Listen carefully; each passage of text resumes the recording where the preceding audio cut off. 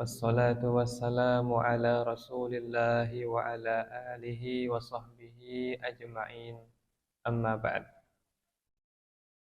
Allahumma faqihna fid dini wa 'allimna ta'wil. Allahumma inna nas'aluka ilman nafi'a wa rizqan thayyiba wa amalan mutaqabbala. Hadirin hadirat rahimakumullah. Kita melanjutkan materi Manhajus Salikin Fikih Dasar karya Syekh Abdurrahman bin Nasir As-Sa'di atau As-Sa'di rahimahullah. Dan sekarang kita sampai pada halaman 61 dari terjemah. Faslun ma lam yahilla lil muhdits, apa yang tidak dihalalkan bagi orang yang berhadas. Dalam terjemah halaman 61. Dan ini adalah dua dari terakhir dari kitab bersuci. Dan bahasan yang terakhir adalah babul haid wan nifas. Bab haid dan nifas. Sedikit kita mereview bahwa kitab bersuci ini didahulukan karena kewajiban dan ibadah terbesar kita adalah sholat, dan ia membutuhkan syarat suci, maka didahulukan bab bersuci dari selainnya. Didahulukan dari fikih nikah, fikih muamalat, fikih peradilan, dan lain-lain. Dan media untuk bersuci adalah air, untuk menghilangkan hadas kecil dengan berwudu dan hadas besar dengan mandi. Jika tidak ada air, maka menggunakan sha'id, yaitu apa yang ada di permukaan bumi, debu maupun bukan, yaitu tayammum. Kemudian bahasan terakhir khusus untuk wanita, yaitu haid dan nifas. Dan sebelum bab ini, kita sekarang membahas tentang apa saja yang dilarang bagi orang yang berhadas. Hadas berasal dari kata baru, maknanya adalah jadid, baru. Dikatakan hadis Nabi karena ucapan itu baru muncul setelah adanya yang mengucapkan. Allah disebut dengan hadas, hadis, karena dia baru muncul, diciptakan oleh Sang Pencipta. Disebut hadas, besar kecil, karena dia keluar, ya, dia muncul, ya, setelah adanya orang tersebut. Hadas ini ada dua, hadas kecil dan hadas besar. Hadas kecil bersucinya dengan berwudu, hadas besar bersucinya dengan mandi. Dan hadas besar itu ada dua. Satu jinabat, junub, yang kedua haid dan nifas. Maka sebagian ulama mereka membagi tiga, ya. Hadas kecil, hadas tengah, hadas besar. Seperti Al-Aiz bin Abdussalam rahimahullah, karena adanya perbandingan atau perbedaan antara junub dengan haid. Hadas kecil seperti karena kencing atau buang air besar, kentut. Hadas sedang yaitu junub, hadas tengah yaitu junub, hadas yang besar yaitu haid dan nifas. Berkata penulis rahimahullah, "Man kana 'alaihi hadasun asghar lam yahillalah."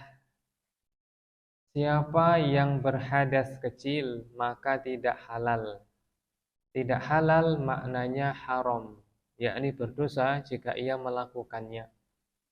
Yang pertama an yusalli, salat. Yang kedua an yatufa bil bait, tawaf di Ka'bah.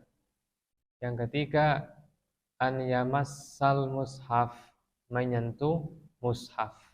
Tiga ya.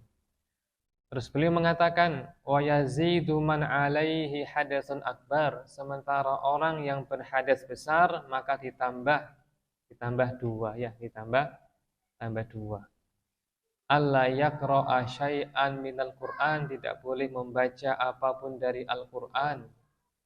Yang kelima alla yalbasa atau yamkusu fil masjid bila wudu, tidak boleh berdiam di masjid tanpa berwudu. Ini 5. Terus watazidul haidu wan nufasa, wanita haid dan nifas ditambah 3, yaitu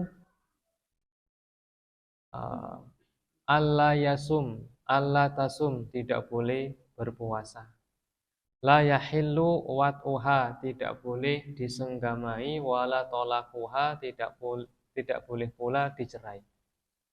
Ini 8 larangan bagi orang yang berhadas, meskipun ada urutannya. Dan pembagian ini itu pembagian yang mudah dihafal dari pembagian-pembagian dalam kitab-kitab fikih yang lainnya. Saya ulang ya. Hadas kecil larangannya 3, yaitu sholat, tawaf, menyentuh mushaf. Kalau hadas besar ditambah 2, yaitu 2 ini membaca Al-Quran dan berdiam di masjid tanpa berwudu. Jika haid nifas ditambah yang ketiga, ditambah 3, yaitu berpuasa, disenggamai, dan dicerai. Ada 8. Ya, sebelum kita membahasnya, ya kita baca lagi biar ingat. Dengan pulang membawa 8 ini diingat-ingat, maka sudah mencukupi. 8 ya, larangan bagi orang yang berhadas. 3 yang pertama, sholat, tawaf, dan menyentuh. 2 berikutnya, yaitu membaca Quran. Beda loh ya, tadi kan menyentuh dan membawanya. Yang keempat ini membacanya, membaca mushaf. Yang kelima, berdiam di masjid. 3 berikutnya terkait dengan wanita haid dan nifas, ditambah dengan puasa, senggama, cerai. Ya, 8 ya. Lagi ya, saya baca lagi. Sholat, tawaf, menyentuh, membaca, berdiam di masjid, puasa, disenggamai, dan dicerai. Baik. Sekarang yang pertama, larangan orang yang berhadas kecil yang paling pokok adalah sholat. Ketika disebut di angka pertama, berarti jika hadas kecil saja dilarang sholat, apalagi yang hadas besar seperti junub dan haid nifas, tentu lebih dilarang. Dan jika dikerjakan maka la tudzi, tidak sah. Dan ini adalah ijma' para ulama. Dan dalil dalam fikih ada 4, 1 Quran, 2 sunnah, 3 ijma', 4 qiyas. Maka jika telah ada ijma', maka itu hukum yang paling kuat. Tidak ada ulama yang menyelisihinya, tidak ada perbedaan ulama bahwa ya tidak sah dan tidak boleh orang yang berhadas untuk menunaikan sholat. Andaikan tidak sengaja hingga ia sholat, maka tidak sah, harus diulangi. Nggak sengaja, umpamanya dia bangun tidur terus sholat subuh. Setelah sholat dia baru ingat kalau tadi malam itu sudah hubungan intim bersama istrinya. Maka dia ulang, meskipun sudah ingatnya jam 8 pagi, maka dia mandi dan sholat subuh pada waktu tersebut, karena tidak sah. Allah Subhanahu wa taala berfirman, "Ya ayyuhalladzina amanu la taqrabus sholata wa antum sukara hatta ta'lamu ma taqulun wala junuban." Allah berfirman, "Hai orang-orang beriman, kalian jangan mendekati sholat dalam keadaan mabuk, yakni jangan mengerjakan sholat dalam keadaan mabuk sampai kalian mengetahui apa yang diucapkan, sampai sadar. Wala junuban, tidak pula junub." Ini menunjukkan junub tidak boleh sholat. Dan juga sabda Nabi Shallallahu Alaihi Wasallam dalam hadis Ibnu Umar dalam Sahih Muslim, la tuqbalu sholatun bi ghairi tuhur. Tidak sah sholat tanpa bersuci, yakni bersuci dari hadas kecil maupun hadas besar. Dari Abu Hurairah radhiyallahu anhu yang berkata, Nabi Shallallahu alaihi wasallam bersabda, "La yaqbalullahu sholata ahadikum idza ahdatsa hatta yatawadda." Tidak sah salat salah seorang di antara kalian yang berhadas sampai ia berwudu. Salah seorang dari Hadramaut berkata, "Wahai Abu Hurairah, apa itu hadas?" Abu Hurairah memberikan contoh, fusaun au durat, kentut yang bersuara maupun yang tidak bersuara. Maka menukil ijma' tentang tidak bolehnya orang yang berhadas sholat seperti Ibnu Abdul Bar, seperti Ibnu Qudamah, seperti Imam An-Nawawi rahimahumullah. Kalau kita berbicara fikih, maka kita akan sering mendengar 3 ulama besar. Satu, Ibnu Abdul Bar. Dia mewakili mazhab Maliki dalam kitabnya Al-Istidhkar. Dan kitab ini juga ya mencantumkan pendapat dari mazhab yang lain, lintas mazhab.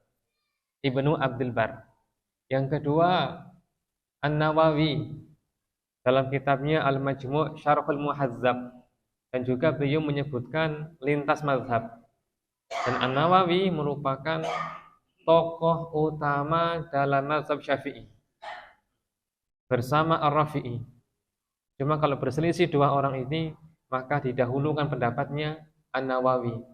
Maka An-Nawawi itu bukan orang sembarangan dalam mazhab Syafi'i.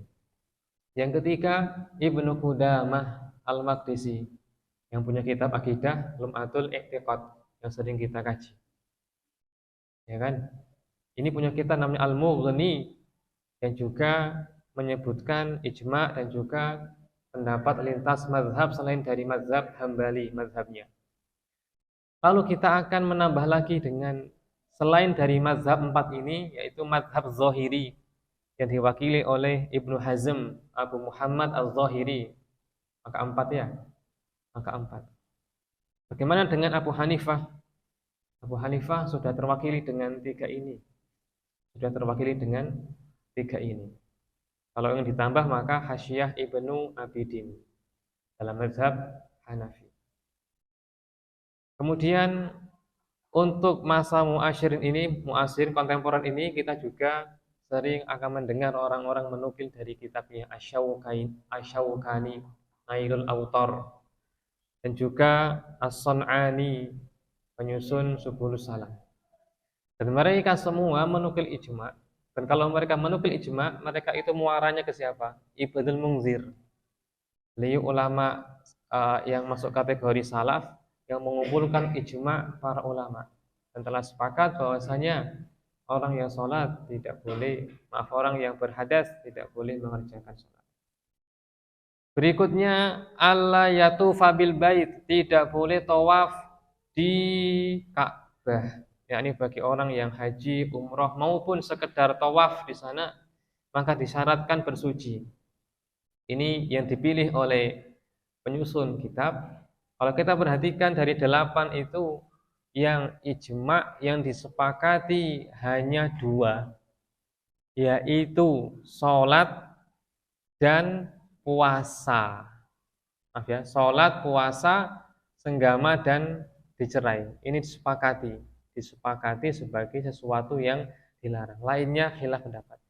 Dan penulis dalam buku ini menguatkan pendapat bahwasanya orang yang tidak punya kesucian atau berhadas kecil tidak boleh bertawaf. Konsekuensinya jika ia tidak melakukan pelanggaran hingga melakukan pembatal wudhu, seperti umpamanya keluar dari dua jalan, tidur yang lalap, menyentuh kemaluan dengan syahwat, ya kan? Kalau penulis kan tidak memasukkan menyentuh wanita, tapi sebagian pendapat mencantumkannya. Kemudian habis makan daging onta, maka dia harus berwudu dulu baru mengerjakan tawaf.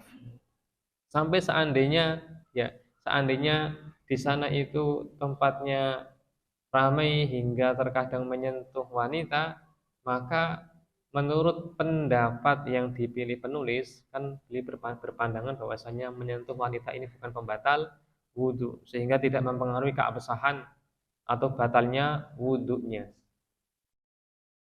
Kemudian mana dasarnya yang menunjukkan demikian? Hadis yang berbunyi, hadisnya Aisyah radhiyallahu anha, yang ketika ia sedang haid dalam kondisi haji, Nabi Shallallahu alaihi wasallam bersabda kepadanya, if'ali ma yaf'alul hajj ghaira alla tatufi bil bait hatta tadhurin. Kerjakan semua yang dikerjakan oleh jamaah haji kecuali tawaf di Ka'bah. Kerjakan semua ritual yang dikerjakan oleh jamaah haji kecuali kamu tawaf di Ka'bah. Ini isyarat kata mereka bahwasanya ketika ketika tawaf disyaratkan dia bersuci dalam kondisi suci dari hadas kecil maupun hadas besar. Karena dalam hadis yang lainnya bukan hingga engkau suci dari haid, hatta taghtasili hingga engkau mandi dari haidmu. Hadis yang berikutnya hadisnya Ibnu Abbas radhiyallahu anhuma, dia berkata, Nabi sallallahu alaihi wasallam bersabda, at-tawafu bil baiti shalah illa anallaha ahaba fihi al-kalam. Tawaf mengelilingi Ka'bah itu adalah salat. Hanya saja Allah menghalalkan, membolehkan berbicara padanya. Fala takallamu illa bi khair, maka jangan berbicara kecuali yang baik saja.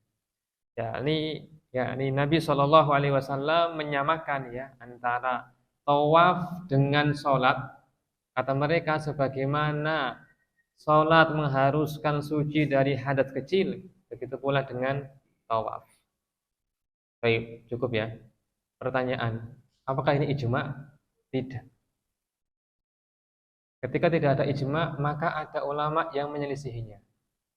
Artinya ada pandangan kedua yang mengatakan, yaitu tidak disyaratkan bersuci. Ini pendapatnya Al-Zahiriyah, Ibnu Hazm Al-Zahiri dalam kitabnya Al-Muhalla, dan juga dipilih oleh Syekhul Islam Ibn Taimiyah rahimahullah. Ibn Taimiyah itu mazhabnya apa? Mazhabnya Hambali. Karena kakeknya yaitu Al-Majdu Ibn Taimiyah itu pendekarnya Hambali yang punya kitab Muntaqal Akhbar yang berisi hampir semua hadis tentang semua bab fikih yang disyarah oleh Asy-Syaukani dalam kitabnya Nailul Autar. Tapi Ibn Taimiyah ini tidak terikat dengan mazhab. Beliau berpandangan mana yang nampaknya lebih kuat, maka beliau itu ambil versinya beliau. Dan beliau mengikuti atau menguatkan pendapatnya Zahiri tidak mensyaratkan berwudu. Ini juga merupakan pendapatnya Syekh Ibn Utsaimin rahimahullah dan juga pendapatnya Ibnu Qayyim. Kalau Syekh bin Baz berpandangan seperti Syekh As-Sa'di. As-Sa'di berpandangan apa tadi? Harus bersuci.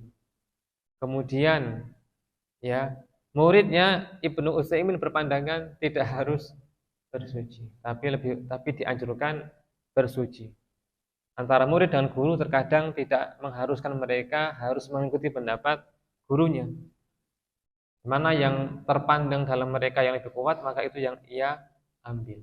Ini namanya khilafiyah. Dalam hal ini dijelaskan agar apa? Agar jika menemukan sebuah kasus kita tidak begitu kaget, ya, dan juga bisa menghasilkan kelapangan jiwa. Tentulah bagi kita yang mengerti khilaf ini, kita mengambil yang paling aman, yaitu berwudu sebelum tawaf. Nabi Shallallahu Alaihi Wasallam bersabda, "Idza hakamal hakimu fajtahada fa asaba falahu ajrun." Apabila seorang hakim memutuskan hukum dengan ijtihad dan benar, maka mendapatkan 2 pahala. Jika salah maka 1 pahala. Ini keduanya benar. Keduanya mendapatkan pahala, yang benar 2 pahala, yang salah 1 pahala. Terus yang ketiga, ya, 1 sholat, 2 tawaf, 3 menyentuh mushaf. An yamassal mushafa wa hamluh, tidak boleh menyentuh mushaf maupun tidak boleh membawanya. Dan membawa ini lebih berat daripada sekedar menyentuh. Ini ijma ataukah tidak? Ini bukan ijma. Ini bukan ijma. Tapi penulis rahimahullah mengikuti pendapat ini, dan ini pendapat ittifaqul mazahib al-arba'ah, kesepakatan 4 mazhab. Ada perbedaan ya antara ungkapan kesepakatan, ada kesepakatan dengan istilah ijma. Kalau ijma artinya tidak ada yang menyelisihi, satu kata, satu pendapat. Kalau ittifaq, maka maknanya kesepakatan 4 mazhab, Hanafi, Maliki, Syafi'i, Hambali. Dengan pemukanya Abu Hanifah, Malik, Syafi'i, dan Ahmad. Dan menyentuh mushaf, ya, dan disyaratkan bersuci, ini adalah ittifaq, kesepakatan dari 4 mazhab.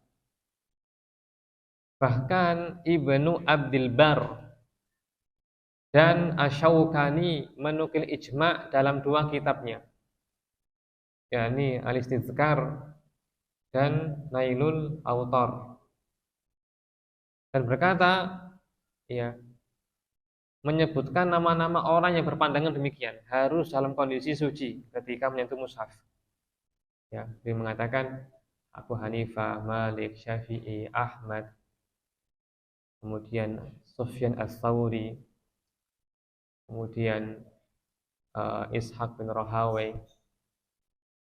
Abu Saur, kemudian dari kalangan sahabat Sa'ad bin Abi Waqqas dan Ibnu Umar, dari kalangan tabi'in seperti Tawus bin Kaisan atau dan Al-Qasim bin Muhammad bin Abi Bakr dan Imam Syafi'i.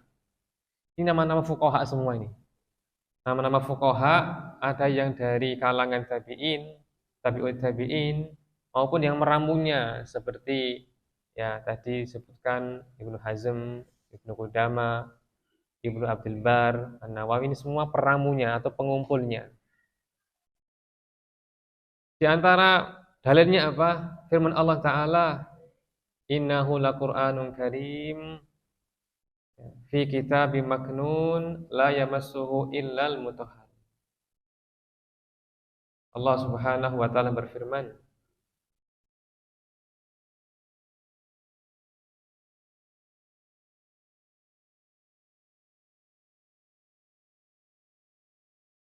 Sesungguhnya ia adalah Al-Quran yang mulia yang terdapat dalam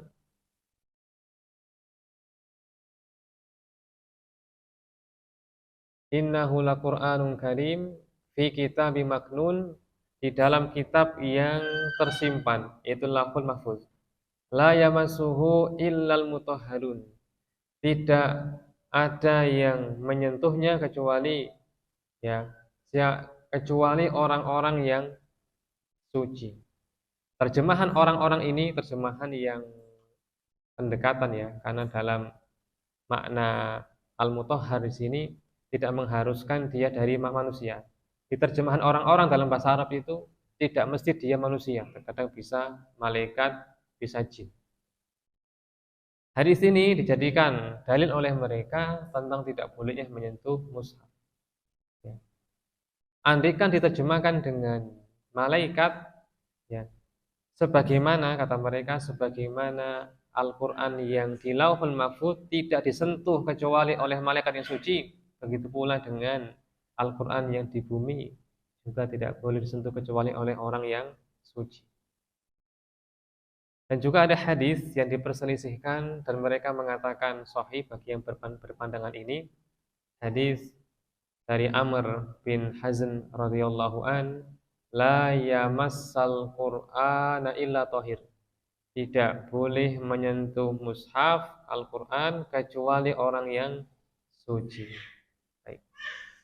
Dan lain pembahasannya. Baik, kan saya tadi katakan ya, ini pendapat apa? Ini pendapat dari ittifaq. Ini jumhur ulama, kebanyakan ulama dari Hanafi, Maliki, Syafi'i, Hambali sampai Ibnu Abdul Bar dan Syaukani menukil ijma. Tapi ijma ini perlu dikritik oleh orang-orang karena tidak adanya kesepakatan. Karena tidak adanya kesepakatan. Sebagian ulama memandang boleh menyentuh mushaf tanpa berwudu, yaitu Ibnu Hazm Al-Zahiri dan teman-temannya seperti Ibnul Mungdir dan yang lainnya. Bahkan Imam Bukhari berpandangan orang junub boleh membaca Al-Quran menggunakan riwayat Ibnu Abbas radhiyallahu anhu, innahu kana yaqra'u wirdahu wa huwa junub. Dia biasa membaca wirid Al-Qur'annya dalam kondisi junub. Terus bagaimana mereka menjelaskan yang tadi?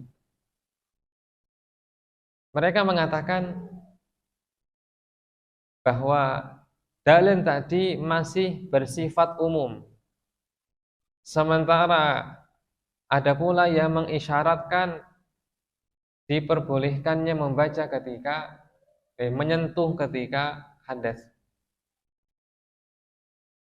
Umpamanya hadis yang Ibnu Abbas radhiyallahu anhuma yang menceritakan tentang surat Nabi sallallahu alaihi wasallam kepada Heraklius ya. Bismillahirrahmanirrahim, min Muhammad, utusan Allah dan hambanya, ila Herakl, untuk Heraklius, azimir Rum, pembesar Rum. Salamun ala manittaba'al huda, keselamatan atas yang mengikuti petunjuk. Ya. Inni ad'uka ila di ayatul Islam. Aku mengajakmu masuk Islam. Aslim taslam. Masuk Islamlah maka kamu akan selamat. Fa in tawallaita, jika engkau mengabaikannya, fa alaika ismul arisin, kamu akan menanggung semua dosa rakyatmu. Nabi mengutip firman Allah Ta'ala, ya ahlal kitabi ta'alau ila kalimatin sawa'in bainana wa bainakum, dan seterusnya. Ini ayat Al-Quran, dan ketika diberikan kepada orang non-muslim, maka mereka berhadas, dan mereka tidak mandi besar atau niat untuk mengangkat hadas, atau mungkin juga mereka punya najis. Ya. Dan hadis yang lainnya yang mengisyaratkan demikian. Dan juga Aisyah radhiyallahu anha berkata, karena Rasulullah sallallahu alaihi wasallam yadhkurullaha ala kulli ahyani. Rasulullah sallallahu alaihi wasallam berzikir kepada Allah dalam semua keadaan. Ungkapan ini berzikir kepada Allah dalam semua keadaan ya mengisyaratkan baik ketika suci maupun ketika hadas. Dan mereka mengatakan pendapat yang kedua ini ya. Dan dalil yang mereka pakai hadis yang secara tegas mengatakan demikian itu hadisnya munqati, yaitu hadisnya tadi surat yang Nabi kirim kepada sahabat Nabi Amr bin Hazm itu munqati, terputus sanadnya. Ini kata Ibnu Hazm. Dan sementara hadis Ali yang berbunyi lam yakun yahjubun nabiyya sallallahu alaihi wasallam minal qur'ani illal janabah. Rasulullah sallallahu alaihi wasallam tidak terhalangi dari Al-Qur'an kecuali dalam kondisi junub. Ini hadisnya lemah. Yakni terkait dengan membaca, dan membaca itu ada kemungkinan dia menyentuh mushaf dan lain sebagainya. Kesimpulannya bahwasanya penulis ya condong kepada pendapat yang mengatakan bahwa orang yang berhadas kecil itu dilarang 3 hal, yaitu sholat, dan ini ijma. Yang kedua tawaf, ini ittifaq 4 mazhab atau pendapat jumhur ulama. Yang ketiga menyentuh mushaf, ini juga ittifaq 4 mazhab, kesepakatan dari 4 mazhab. Sekarang kita menambah yang 2 lagi. Berkata penulis rahimahullah, wa man alaihi hadasun akbar yazid. Dan orang yang berhadas besar maka ditambah 2 lagi, yaitu ya tidak boleh membaca apapun dari Al-Qur'an, dan yang kedua tidak boleh berdiam di masjid kecuali dalam kondisi berwudu. Yang pertama atau yang keempat ya, yang kita urutkan yang keempat. Yang keempat yaitu tidak membaca apapun dari Al-Qur'an. Ini merupakan pendapat ittifaq juga, kesepakatan dari 4 mazhab dan pendapat jumhur dari Hanafi, Maliki, Syafi'i, Hambali, bahwasanya orang yang junub tidak boleh membaca Al-Qur'an kecuali dia mandi dulu baru membaca Al-Qur'an. Dalilnya adalah hadis Ali radhiyallahu an yang berbunyi lam yakun yahjubun nabiyya sallallahu alaihi wasallam minal qur'ani illal janabah. Dalam hadis yang lainnya ya, kana nabiyyu sallallahu alaihi wasallam yuqri'una al-qur'ana illa minal janabah illa an yakuna junuba. Rasulullah sallallahu alaihi wasallam senantiasa mengajari kami Al-Qur'an, membacakan kepada kami kecuali ketika beliau junub. Cuma hadis ini dipermasalahkan karena sanadnya yang dilemahkan oleh sebagian ulama. Tapi sebagai memandang sahih. Ketika ulama berselisih pendapat tentang sebuah hadis, maka itu sangat memungkinkan untuk adanya khilaf pendapat. Jika sebuah hadis diperselisihkan kesahihannya, maka ya sangat memungkinkan adanya khilaf pendapat di situ. Contoh umpamanya hadis tentang keutamaan qobliyah asar 4 rakaat. Hadis Ibnu Umar. Nabi sallallahu alaihi wasallam bersabda, rahimallahu mura'an shalla arba'an qablal asri. Semoga Allah menyayangi seseorang yang sholat qobliyah 4 rakaat sebelum asar.